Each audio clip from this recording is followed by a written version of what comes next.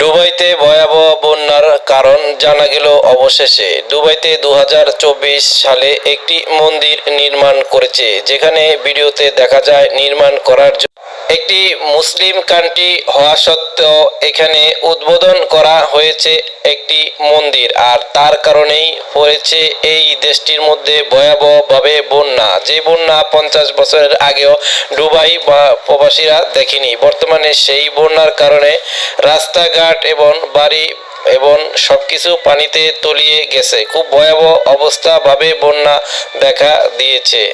ভিডিওটা শেয়ার করে অন্যজনকে দেখার সুযোগ করে দেবেন।